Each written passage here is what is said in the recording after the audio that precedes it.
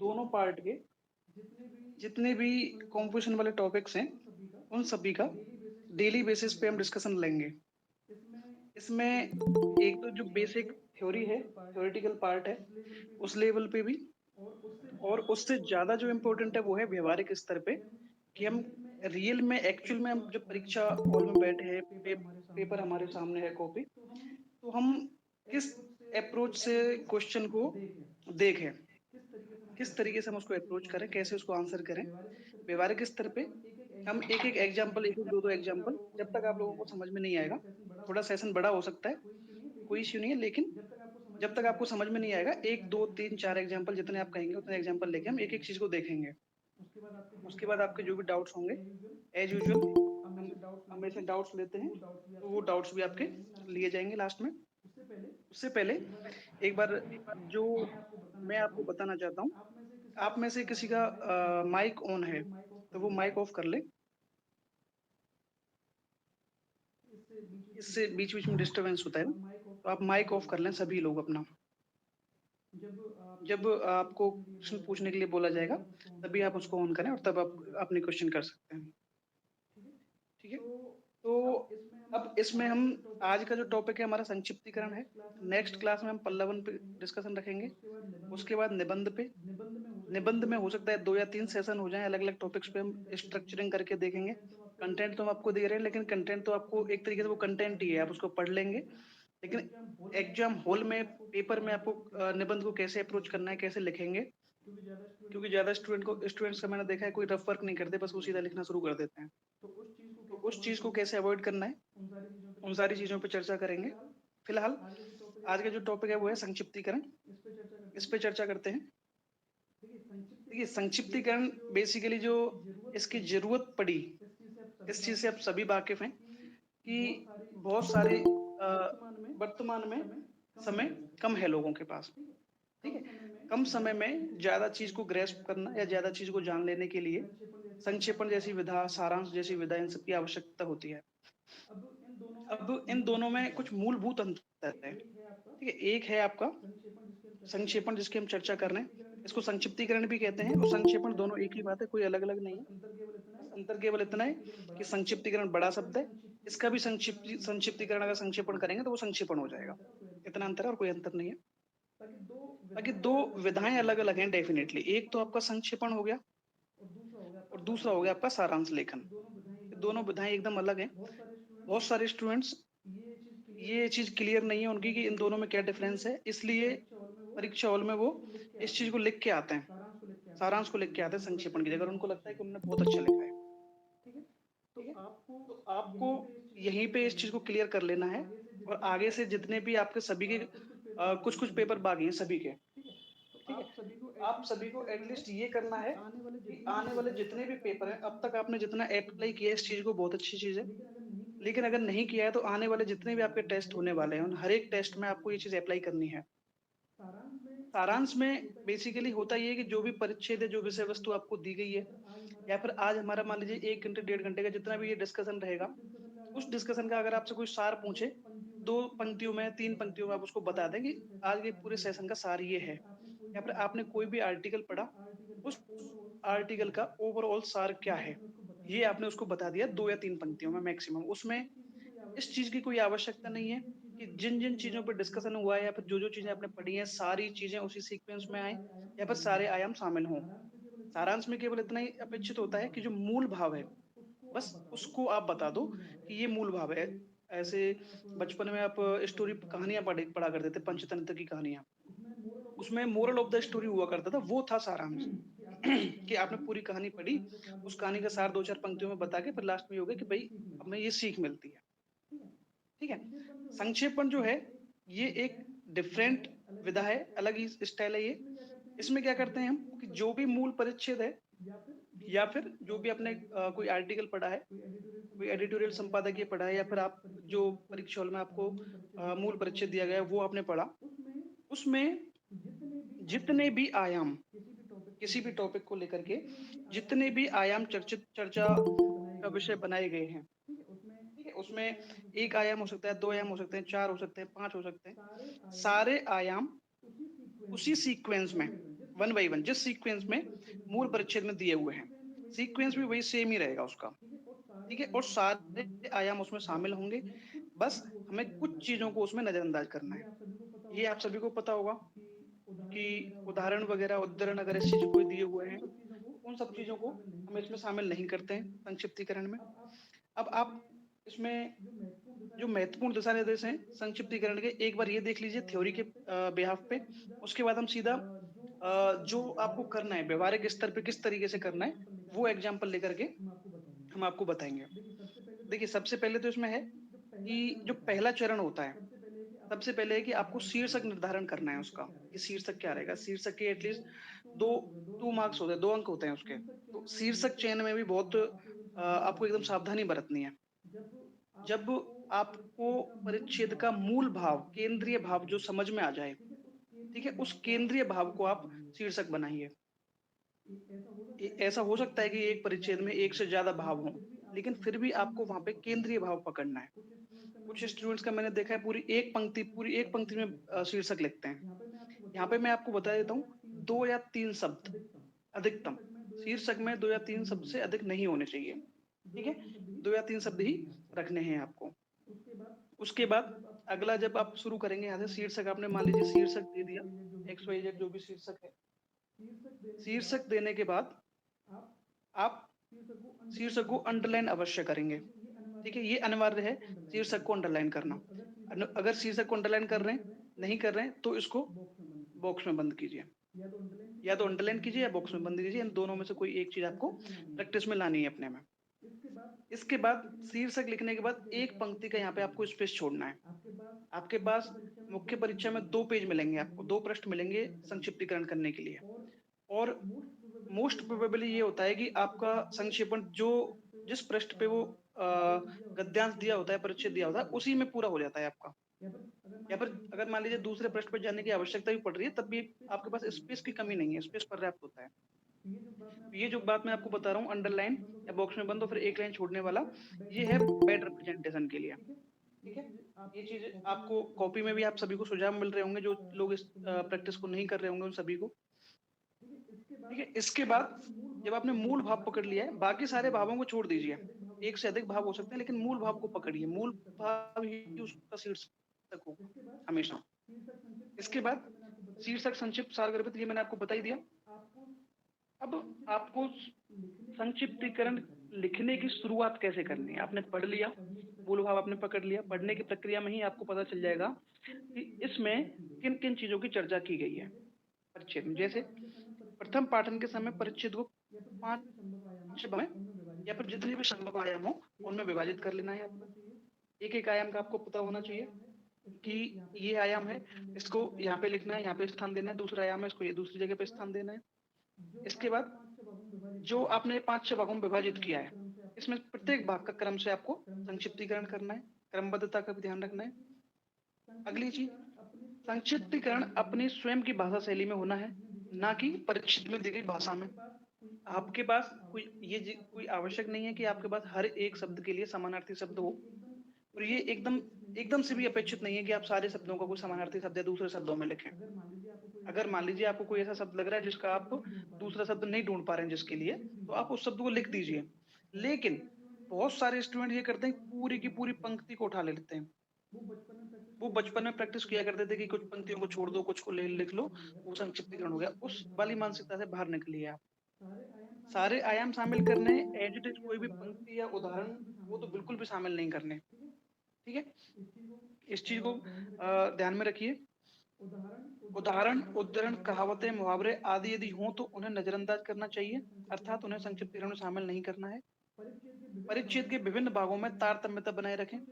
कुछ स्टूडेंट लिखते हैं, अच्छा लिखते हैं, लेकिन अलग अलग आयामों को लिख तो देते हैं लेकिन उनको जोड़ नहीं पाते हैं, वहीं पे ये तारतम्यता वाली समस्या आती है, ठीक है। तो इस चीज का आपको ध्यान रखना है कि जो आयाम आप लिख रहे हैं, जिस क्रम में लिख रहे हैं, उनमें आपस में जुड़ाव भी होना चाहिए, क्योंकि जो परिच्छेद आपने पढ़ा है उस परिच्छेद में एक प्रवाह है, ठीक है, वो प्रवाह आपके संक्षेपण में भी दिखना चाहिए, आपस में जुड़ी हुई होनी चाहिए चीजें।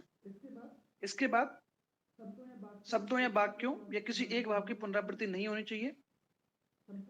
संपूर्ण संक्षिप्तीकरण एक ही परिच्छेद में लिखें और लगभग 2-3 शब्दों का स्थान छोड़कर प्रथम पंक्ति बनाएं। तो ये आपका प्रेजेंटेशन के लिए पॉइंट है।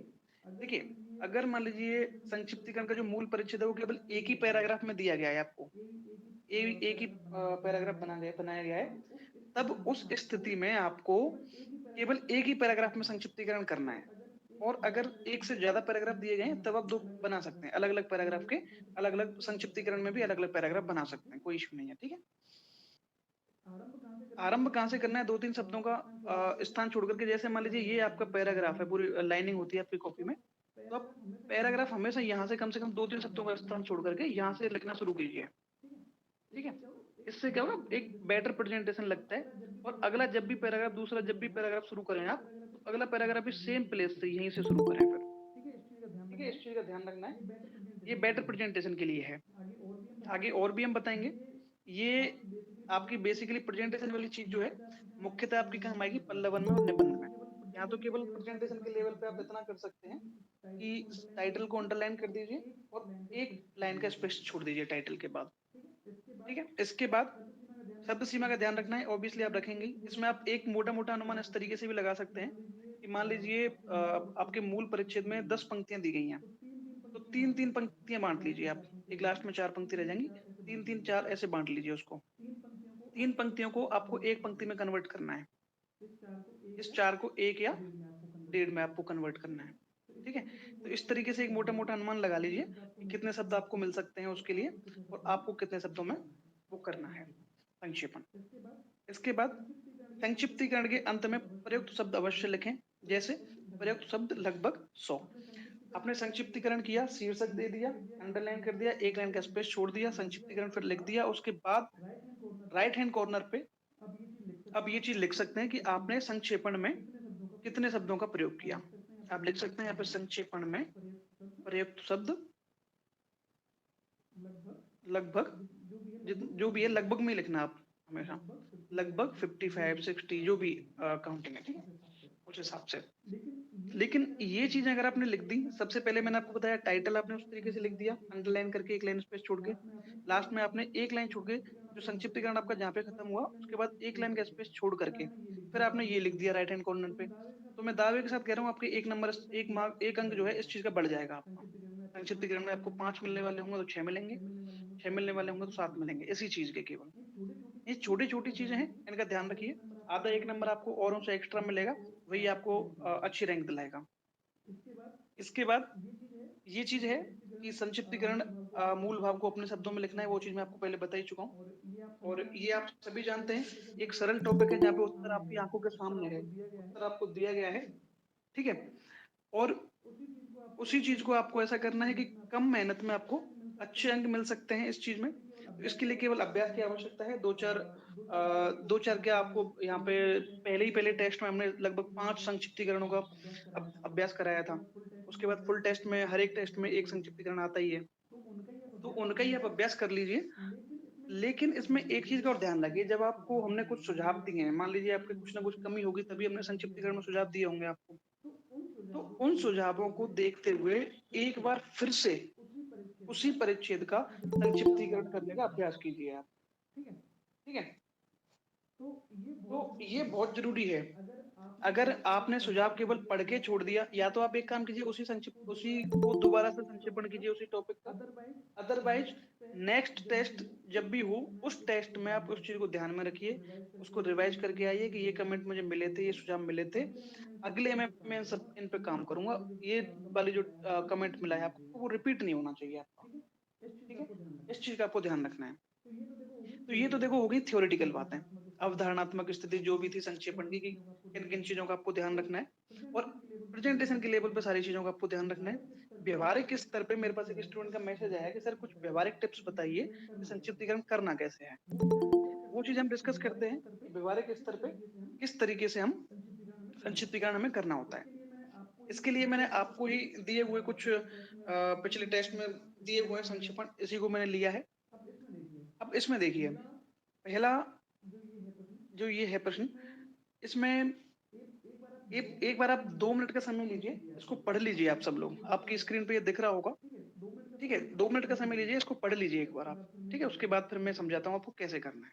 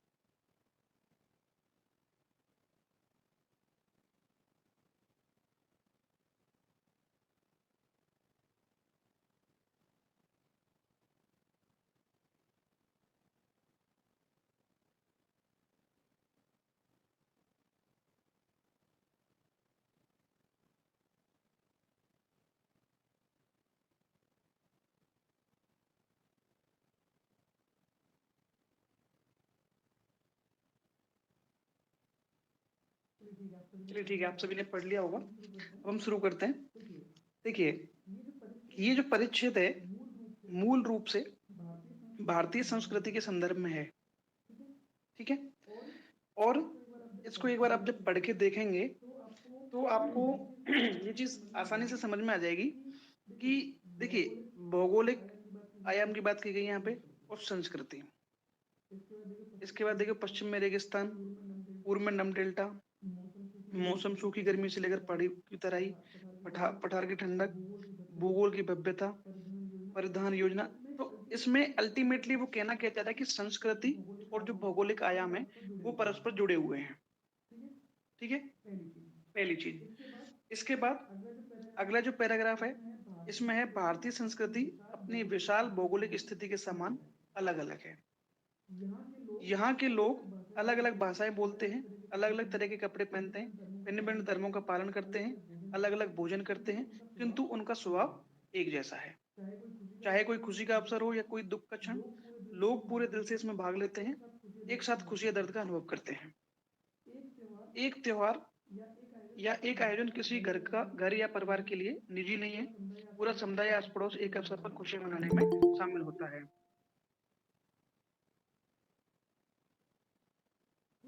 ठीक है, इसी प्रकार अब देखिए शामिल होता है यहाँ तक, ठीक है। इसी प्रकार अब देखो, यहाँ से इसने कर दिया एक एग्जाम्पल को शामिल। भारतीय विवाह मेल जोल का आयोजन है, जिसमें न केवल वर और वधु बल्कि दो परिवारों का भी संगम होता है, चाहे उनकी संस्कृति या फिर धर्म का मामला क्यों ना हो। इसी प्रकार दुख में भी अब यहाँ पे एक अलग आयाम जो सुख से जुड़ा हुआ ही है, में भी पड़ोसी और मित्र उस दर्द को कम करने में एक महत्वपूर्ण भूमिका निभाते हैं। तो ये वाली जो दो पंक्तियां, ये तो पूरी तरीके से एक उदाहरण के तौर पे दी हैं। इसी प्रकार, इसी से समझ जाना चाहिए आपको कि इसी प्रकार का मतलब यही है कि ये एक उदाहरण दे रहा है। तो इसको तो एकदम ही नजरअंदाज कीजिए आप। जब यहाँ पे बात की गई है कि जो संस्कृति और भौगोलिक विशेषताएं आपस में जुड़ी हुई हैं, अल्टीमेटली अगर हम देखें तो पूरे परिच्छेद में बात की गई है संस्कृति की, ठीक है, भारतीय संस्कृति की बात की गई है। तो उसी से मिलता जुलता आपका शीर्षक होना चाहिए। आपको ये है कि चलिए ठीक है, संस्कृति की बात की गई है, सांस्कृतिक वैविध्य की बात की गई है और एकता की भी बात की गई है कहीं ना कहीं। जैसे मान लीजिए, अगर आप यहाँ पे आप देखें कि अलग अलग भोजन करते हैं किंतु उनका स्वभाव एक जैसा होता है, ठीक है। तो यहाँ पे कहीं ना कहीं एकता की भी बात कर दी गई है। तो आप सांस्कृतिक विविधता और एकता दोनों को शामिल कर सकते हो। सांस्कृतिक वैविध्य और एकता दोनों चीजों को आप शीर्षक में शामिल कर सकते हो। अदरवाइज केवल भारतीय संस्कृति या भारतीय संस्कृति की विविधता, इसको भी आप बना सकते हो शीर्षक। लेकिन अगर आप इन भूगोल की विशेषताओं को, इनको अगर आप शीर्षक का हिस्सा बना रहे हैं तो वो गलत है। क्योंकि आपको ये चीज समझनी चाहिए कि पूरे पूरे पैराग्राफ में जो केंद्रीय भाव है, केंद्रीय भाव की अगर हम बात करें तो वो है संस्कृति, ठीक है, विविधता, सांस्कृतिक विविधता और उसमें भी एकता, ठीक है। तो ये इसका केंद्रीय भाव है, तो शीर्षक इसी से जुड़ा हुआ होना चाहिए। इसके अलावा अगर कोई और शीर्षक देते हैं आप तो आपके अंक कटेंगे। मूल भाव को पकड़िए। ऐसा तो नहीं है कि 2 में से 0 मार्क्स मिलेंगे आपको, आधा नंबर मिल जाएगा, 1 मिल जाएगा, लेकिन 2 में से 2 तो नहीं मिलेंगे, ये निश्चित है। अगर आप मिलता जुलता लिखेंगे थोड़ा आरपीएससी से, उसमें ये रहेगा कि आपको 1.5 और 2 मार्क्स पूरे कंप्लीट मिलने की संभावना रहेगी, ठीक है। इसके बाद हम आ जाते हैं एक एक आयाम पे। तो आप इसका देखिए एक बार सॉल्यूशन। भारत की भौगोलिक विविधता ने स्थानीय लोगों की विविध जीवन शैली को निर्धारित किया है। अब देखिए, भौगोलिक विविधता ने स्थानीय लोगों की विविध जीवन शैली को निर्धारित किया है। अब अगर मैं आपसे यहाँ पे बात करूं कि यहाँ पे ये बात पूरे पैराग्राफ में यही बात तो कही गई है कि विविध संस्कृति वाला देश है। यहाँ पे हिमालय के अनुसार बर्फ से लेकर दक्षिण के दूर दराज खेतों तक, पश्चिम के रेगिस्तान से पूर्व के नम डेल्टा तक। अब इन सारी चीजों को या तो मैं ऐसे लिखूं कोमा दे के, ठीक है, या फिर मैं इन सारी चीजों को एक शब्द दे दूं, केवल भौगोलिक विशेषताएं, ठीक है, ये भी तो किया जा सकता है ना। कुछ स्टूडेंट्स को कोमा दे के एक एक करके लिखा है, लेकिन वास्तविकता ये है कि ये केवल इसमें भूगोल की भव्यता या भौगोलिक विशेषताएं इस एक शब्द में सब कुछ समाहित है, ठीक है। तो आपको जरूरत ही नहीं है सारी चीजों को कोमा दे के लिखने की। तो इस चीज का ध्यान रखें आप कि आप जब उसको कट शॉर्ट कर सकते हैं तो उसको कीजिए वहां पे। कोई ज़रूरी नहीं है, ये भी संभव है कि आप सारे आयाम 2 या 3 पंक्तियों, 4 पंक्तियों में शामिल कर लें। हो सकता है 50 पंक्तियों का हो, लेकिन आप 4 पंक्तियों में सारे आयाम शामिल कर सकते हैं। क्योंकि आपके पास एक पूरे पैराग्राफ के लिए बहुत अच्छे शब्द 2 शब्द मिल गए आपको बस। संस्कृति और भूगोल की भव्यता या फिर भौगोलिक विशेषताएँ। वही लाइन आपको यहाँ पे देखने को मिल जाएगी। भारत की भौगोलिक विविधता ने स्थानीय लोगों की विविध जीवन शैली को निर्धारित किया है। ठीक है? इसके बाद अगला, भारतीय संस्कृति अपनी विशाल भौगोलिक स्थिति के समान अलग-अलग है। यहाँ के लोग अलग-अलग भाषाएँ बोलते हैं, कपड़े, ठीक है? इसके बाद विभिन्न-भिन्न धर्म, इसके बाद भोजन, इसके बाद स्वभाव। ये 5 चीज़ें हैं, ठीक है? इनको इसी तरीके से अपन लिख सकते हैं। भाषाएँ, कोई अल्टरनेटिव शब्द हो ही नहीं सकता भाषा के लिए तो, ठीक है? तो भाषा के लिए भाषा हो गया, खान-पान हो गया, पहनावे के लिए वेशभूषा हो गया, धर्म-पंथ हो गया, ठीक है? चारों चीज़ें उसी सीक्वेंस में आ गई आपकी, भाषा आ गया, खान-पान आ गया, वेशभूषा आ गया, धर्म-पंथ आ गया। लास्ट में उसने लिखा है स्वभाव की, स्वभाव एक जैसा होता है, स्वभाव की एकता। तो यहाँ पे मैंने लिख दिया स्वभाव की जगह किंतु मन एक है। ठीक है, ये सारी चीज़ें अलग-अलग हैं, ठीक है, लेकिन किंतु फिर भी मन एक है। तो यहाँ तक पूरा हो गया ये। अब ये आपका 2 पंक्तियों में यहाँ तक पूरा हो चुका है। केवल 2 पंक्तियों में देखिए आप इतना 1, 2, 3, 4, 5, 6, 7, 8, 9 9 पंक्तियों का संक्षेपण 2 पंक्तियों में पूरा हो चुका है और इसमें आप ये भी नहीं कह सकते कि सर ये आयाम छूट गया। सारे आयाम शामिल हैं इसमें। उसके बाद आगे नेक्स्ट उस पे बात करें अगर हम, त्योहार या आयोजन किसी घर या परिवार के लिए निजी नहीं है। पूरा समुदाय या आस-पड़ोस एक अवसर पर खुशियाँ मनाने में शामिल होता है। अब ये वाला तो पूरा छोड़ ही देना है, मैंने बताया आपको, ये तो एग्ज़ाम्पल दे दिया इसी प्रकार करके जब जब भी शुरुआत करेंगे तो एग्ज़ाम्पल है वो तो। उसके बाद इसी प्रकार दुःख में भी पड़ोसी और मित्र। अब यहाँ पे सुख की बात की गई कि जब आयोजन हो रहा है, अवसर हो रहा है तो सब साथ में खुशियाँ मनाते हैं और जब दुखी होते हैं तो सब दुःख में भी सब साथ होते हैं। तो यही बात आपको यहाँ पे एक पंक्ति में यहाँ त्योहार एवं आयोजन सामूहिक होते हैं, जो सभी लोगों को सुख-दुःख में एक-दूसरे के साथ रखते हैं। ठीक है, त्योहार और आयोजनों का मूल उद्देश्य यही तो होता है कि सामूहिकता बनी रहती है। प्राचीन समय भी आदिम काल में जो जनजातीय अगर समाज देखेंगे आप अभी भी तो उनमें समाज शास्त्र में एक अवधारणा चलती है टोटमिज़्म, टोटमवाद बोलते हैं उसको हिंदी में, टोटमवाद। ठीक है, तो इसका यही होता था कि कोई किसी पूरे जनजातीय समाज का किसी एक कोई प्रतीक चिन्ह ऐसा होता था, जिसको सब लोग सम्माननीय या फिर पूजनीय मानते हैं। उसको टोटम बोलते हैं। ठीक है? और वर्ष में कुछ विशेष अवसरों पर उनके निर्धारित वो हैं, परंपराएँ हैं। विशेष अवसरों पर सभी लोग मिलते हैं, उस टोटम की पूजा करते हैं, उसके इर्द-गिर्द रह के चारों ओर रह के नृत्य वगैरह करते हैं। ठीक है? तो बेसिकली त्योहार और समायोजन आयोजन जो है इनका उद्देश्य है सामूहिकता। उसी में एक-दूसरे के साथ मिल-जुल लेते हैं, सुख-दुःख बाँट लेते हैं अपना।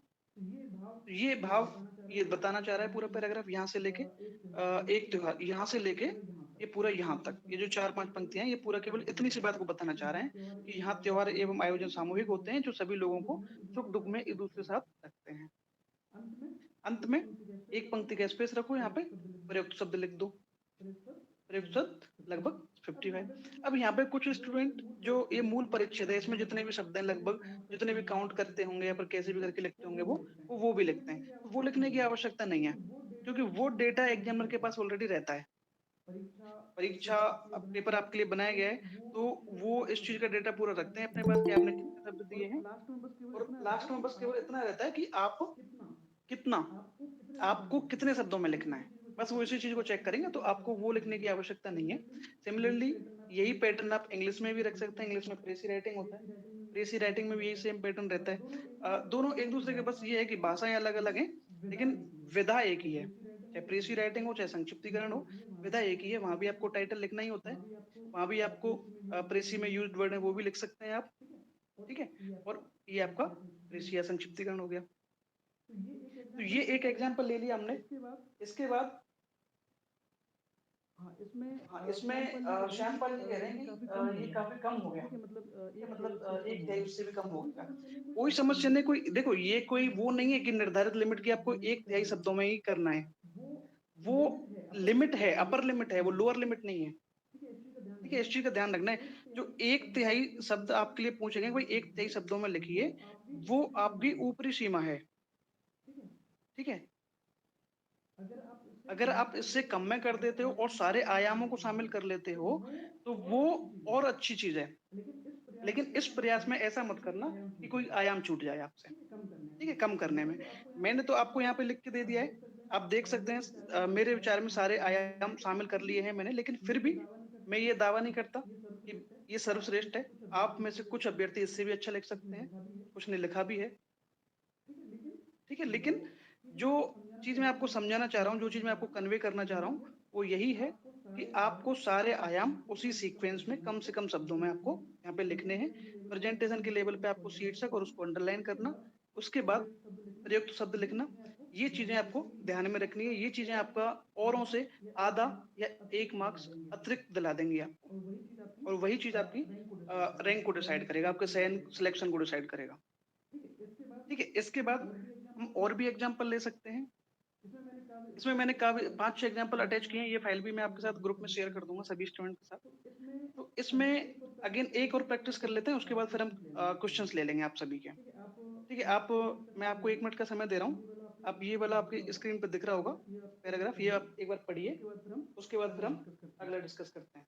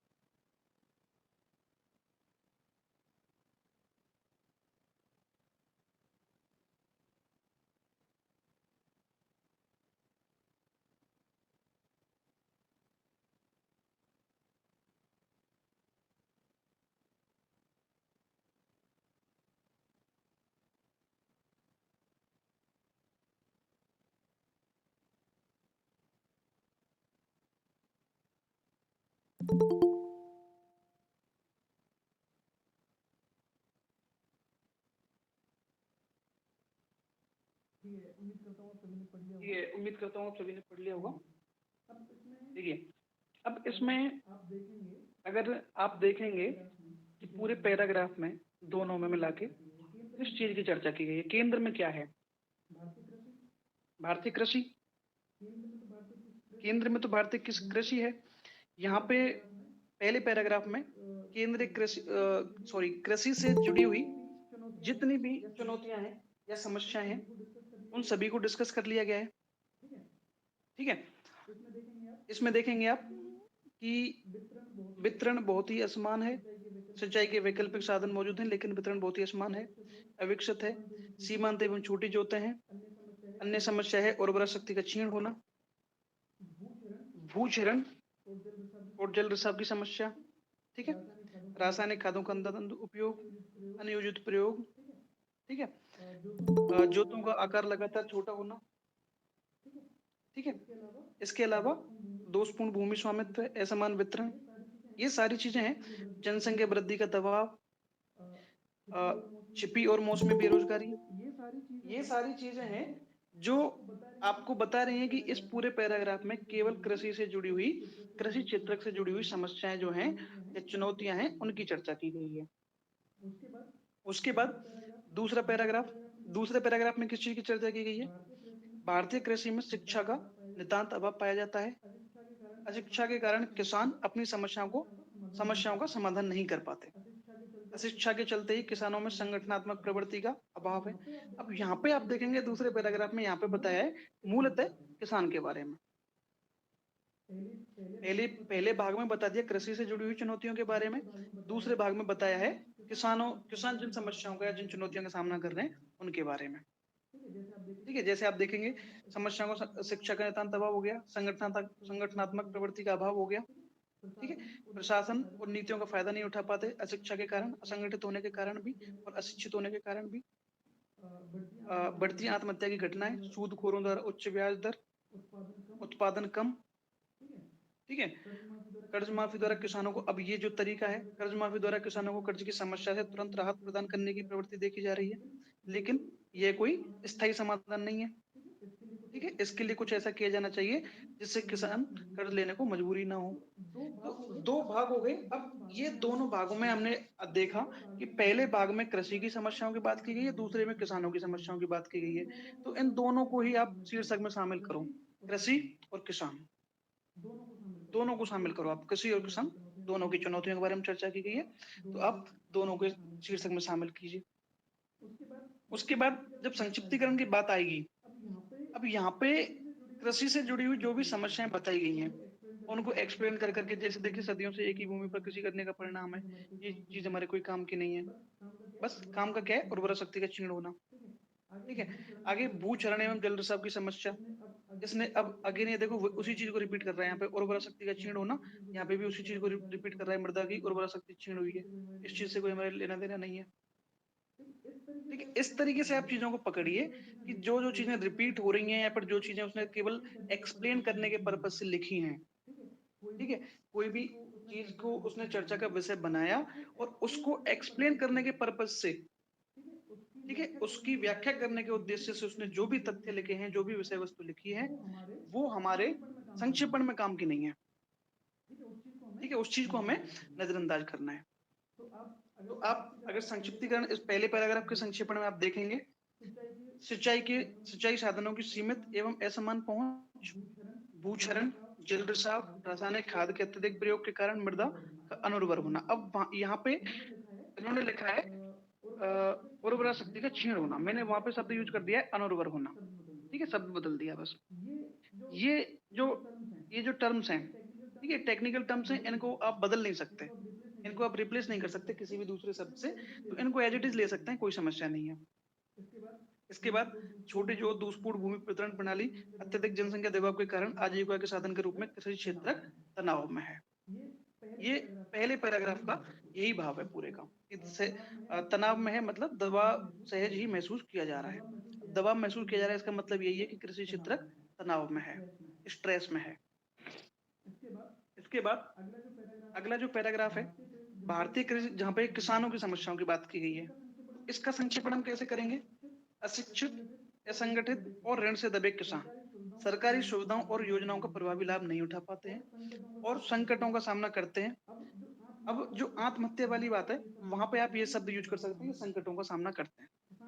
किसानों के लिए फौरी और असंधारणीय समाधानों के स्थान पर स्थायी समाधान देने होंगे, जो कि यहाँ पे लास्ट में आपको ये सुझाव दिया है, इन्होंने भी दिया है मूल परिच्छेद में, कुछ ऐसा किया जाना चाहिए जिससे किसान कर्ज लेने को मजबूरी ही ना हो। उसी तरीके से सुझावात्मक स्तर पे ही आप अपना संक्षेपण समाप्त कर सकते हैं। अंत में वही आपको प्रयुक्त शब्द लिखने हैं यहाँ पे। ठीक है, ये इसके अलावा भी अगर आपको कोई डाउट होगा तो हम देख लेंगे, एक दो और एग्जाम्पल देख लेंगे, इसमें कई एग्जाम्पल हैं। अब इससे पहले मैं आपके डाउट्स लेता हूँ, आप एक एक करके, ठीक है, वन बाई वन आप अपने डाउट्स पूछ सकते हैं। आप हैंड रेज कीजिए, जो भी हैंड रेज करेगा मैं उसको एक एक करके मौका देता हूँ और आप अपना माइक जो है अनम्यूट करके पूछ सकते हैं। श्यामपाल सिंह आसिया, आप पूछिए पहले। सर नमस्ते। सर ऐसे निवेदन था कि ये सारे जितने, जैसे मैंने आपसे पहले भी निवेदन किया था कि ये सारे जितने आपके फॉर्मेट ऐसे कुछ है ना, इनका आप जैसे बना ही रहे हो कॉमन पीडीएफ, वो आप बना के वैसे ग्रुप में डाल दोगे तो वही ठीक है। बाकी तो आप जो ये सेशन हो गया कितने में आ गया लगभग समझ में, सही है सर? निश्चित रूप से सर वो 1/3 से कम भी हो सकता है, ये मतलब पता ही नहीं था, कहीं पे लिखा हुआ नहीं था, तो ऐसे ज़बरदस्ती खींचना पड़ता था अच्छा, कई अच्छा, बार अच्छा। ठीक-ठीक होने पे भी। नहीं, नहीं सर, वो मैंने आपको बताया कि वो अधिकतम सीमा दी गई है आपके लिए 1 तिहाई शब्द की, वो न्यूनतम नहीं है। सही है सर। और एक सर वो इंग्लिश का है ना, वो मतलब ऐसे ये आप जैसे बता रहे हो ऐसे इंग्लिश का कुछ वो होगा क्या कभी? हाँ, इंग्लिश का डेफ़िनिटली अरविंद सर कराएँगे, डेफ़िनेट इंग्लिश का भी होगा। अभी मोस्ट प्रोबेबली कल से या परसों से शुरू हो जाएँगे आपके इंग्लिश के सेशन भी। उन्होंने सर वो करवाया था आर्टिकल का, मतलब बेस्ट ही था, 15-20 मिनट में समझा दिया कि हम जो लिखने में गलती करते हुँ, हैं ना हुँ, वो हुँ। ज़्यादा होती है, तो वैसे अगर हो जाता ना बिल्कुल, ग्रामर का भी बिल्कुल। छोटा-छोटा कुछ 15-20-20 मिनट का, तो इतना तो टाइम है ही नहीं सर अब कि 2-2 घंटे के लिए कोई ऐसे उस चक्कर में। हाँ, मैं आपकी बात समझ रहा हूँ। बाकी देखिए कंपोज़िशन पार्ट का तो आपका कंप्लीट रहेगा ही। एक बार हाँ हम सर। सर से निवेदन करके देख लेंगे कि ग्रामर पार्ट का भी अगर आपको और थोड़ा बहुत करवा थोड़ा-सा दें। भी ऐसे हिंट दे देना कि हम जो लिखते हैं उसमें क्या गलती हो, बाकी तो वो 15-20 नंबर का जो है वो तो कुछ भी नहीं है ऐसा।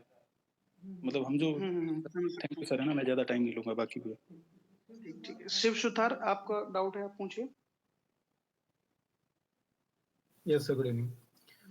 Good evening. एक तो सर ये जो डाउट मेरा भी था, वो जो श्याम सर का था, वो काफ़ी रिलेवेंट था, एक तभी 1/3 वाला जो था वो और हुँ, हुँ, एक हुँ। ये क्या था कि जो कहीं जैसे मेन उसमें पैराग्राफ में कहीं अंडरलाइन इन द सेंस कि कोई वर्ड हो गया जैसे, तो छोटा-सा कहीं मार्क कर सकते हैं उसमें, वो नेगेटिव तो नहीं जाएगा वो? नहीं, नहीं, उससे कोई फ़र्क नहीं पड़ेगा सर। आप अपने उसमें जो संक्षेपण कर रहे हैं ना, उसमें अंडरलाइन मत कीजिए, लेकिन जो पैराग्राफ दिया हुआ है पेपर में, उसको अंडरलाइन कर सकते हो, कोई इश्यू नहीं है। उससे क्या आसानी हो जाती जैसे उसको कि हुँ, हुँ, ब्रीफ हुँ, करना, हुँ। तो उस पर्पज़ से पूछ रहा हूँ सर एक तो। बिल्कुल, बिल्कुल कर सकते हैं उसको अपने हिसाब से। अलग-अलग ऐसा भी नहीं है कि बहुत ज़्यादा भद्दा देखें, थोड़ा-थोड़ा अपने पार्ट्स में डिवाइड करने के हिसाब से, आयामों में बाँटने के हिसाब से आप कर सकते हो, कोई दिक्कत नहीं है। जो कुछ एमएम की जैसे कि ताकि अपने को समझ में आ जाए जब लिखें तो कि हाँ चलो ठीक है, यहाँ ऐसे ये सब चीज़ें, बिल्कुल। ये सारे वो कॉन्सेप्ट लेने हैं, तो इंग्लिश और हिंदी दोनों में अप्लाई होगी ना सर ये चीज़? हाँ, बिल्कुल, बिल्कुल, ये चीज़ मैंने देखिए जो पिछले कुछ जो चयनित अभ्यर्थी हैं, उनकी कॉपियाँ भी देखी हैं, तो उनमें उन्होंने भी किया हुआ है और उनको अच्छे अंक मिले हुए हैं। तो इस चीज़ को हम कह सकते हैं कि आप ऐसे करने में कोई समस्या नहीं। और एक ये चीज़ थी सर कि पेन चेंज करने का कोई रेलेवेंस है क्या, कि अलग पेन से जैसे अंडरलाइन कर रहे हैं तो स्कैन होती है, तो वो ब्लैक एंड व्हाइट स्कैन होती है या कलर स्कैन होती है, कुछ इसके बारे में कुछ आइडिया? देखिए सर, उसमें ऐसा होता है कि ऑथेंटिक न्यूज़ तो मेरे पास नहीं है, मैं इन्फॉर्मेशन नहीं दे सकता कि ऑथेंटिकली ऐसा होता है। लेकिन जितने भी मेरी बात हुई है लोगों से, जो इससे आरपीएससी से जुड़े हुए हैं, वो सबका उनका एक ही चीज़ कहते हैं ज़्यादातर कि कॉपियाँ इवैल्यूएट तो आपकी मैनुअली ही होती हैं, ठीक है? लेकिन उनमें जो अंक चढ़ाए जाते हैं, वो कंप्यूटराइज़्ड तरीके से चढ़ाए जाते हैं क्योंकि सबसे पहले आपकी जो कॉपी होती है, वो स्कैन करके उसको पीडीएफ सेव कर लेते हैं वो ताकि अगर मान लीजिए गलती से आपकी कॉपी मिस हो जाए, ठीक है? उस केस में उनके पास एटलीस्ट पीडीएफ तो रहे सेव आपकी।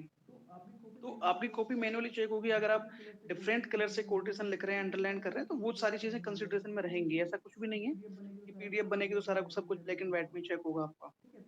ठीक है? तो आप अगर मान लीजिए आपके पास समय है, समय आपका प्रबंधन कर पा रहे हैं आप, तो आप डेफ़िनिटली डिफरेंट पेन का यूज़ कीजिए और रेड पेन नहीं करना, बस उसके अलावा कोई भी पेन यूज़ कर सकते हैं। हाँ, मतलब ब्लू के साथ में ब्लैक से कर लें जैसे जो भी। बिल्कुल, बिल्कुल। बिल्कुल। ठीक है sir, thank you so much. Next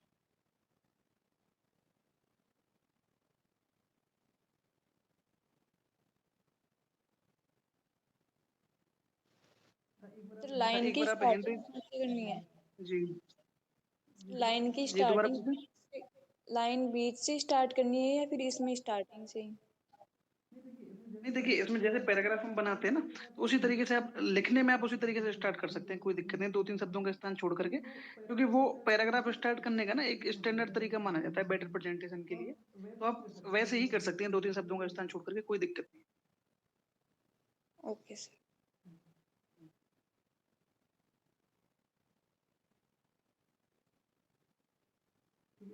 ठीक है, और किसी का कोई डाउट?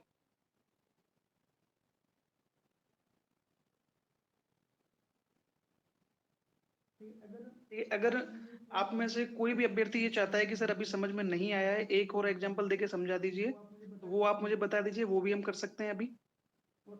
और अगर आपको समझ में आ गया है, तो आप मुझे वो भी कन्वे कर दीजिए ताकि हम सेशन एंड कर सकें और कल इसी समय पे 9 बजे से ही पल्लवन का डिस्कशन सेशन रहेगा। आप सभी जॉइन करें। उसमें भी हम व्यवहारिक स्तर पे किस तरीके से आपको स्ट्रक्चर रखना है, संरचना कैसे रखनी है, कैसे आपको प्रस्तुतिकरण रखना है, विषय वस्तु को कैसे वैविध्यपूर्ण बनाना है, उन सारी चीज़ों की हम चर्चा करेंगे। तो कल भी आप सभी लोग सेशन जॉइन करें।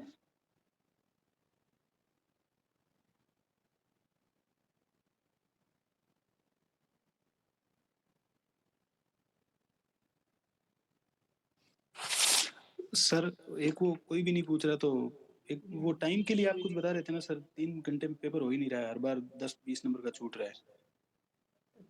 अच्छा। आप शिव सुतार बात कर रहे हैं? श्याम बोल रहा हूँ सर मैं।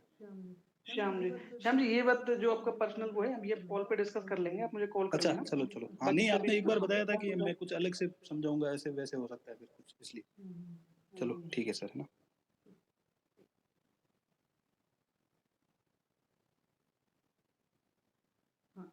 हाँ, एक महिपाल जी ने पूछा है कि शब्द गिनना सिखाइए सर।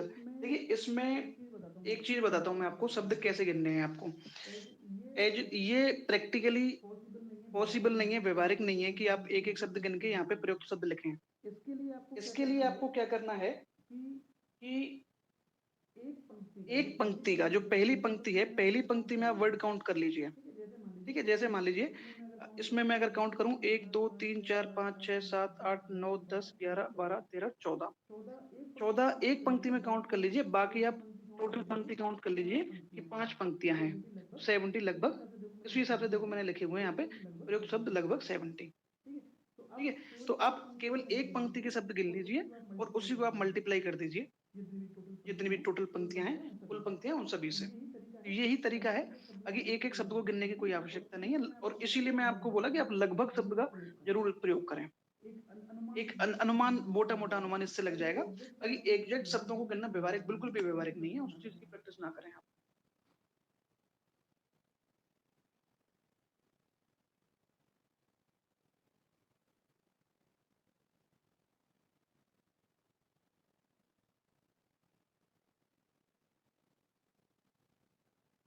ठीक है, और पीडीएफ शेयर करना, पीडीएफ में टाइम मैनेजमेंट को लेकर के देखिए इसमें आपको ये चीज करनी पड़ेगी, टाइम मैनेजमेंट ये चीज प्रैक्टिस करनी पड़ेगी टाइम मैनेजमेंट को लेकर के। आप पूरे फुल टेस्ट कीजिए यहाँ पे।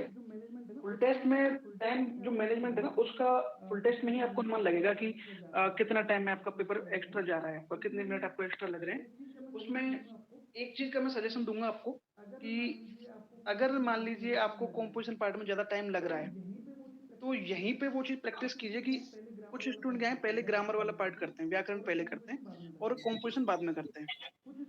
कुछ स्टूडेंट कंपोजिशन पहले करते हैं, ग्रामर बाद में करते हैं, व्याकरण वाला भाग बाद में करते हैं। तो दोनों ही सिचुएशन में आप अगर मान लीजिए व्याकरण पहले करते हैं, कंपोजिशन बाद में करते हैं, तब एक समय का अनुमान लगाइए कि आपको कितना समय लग रहा है।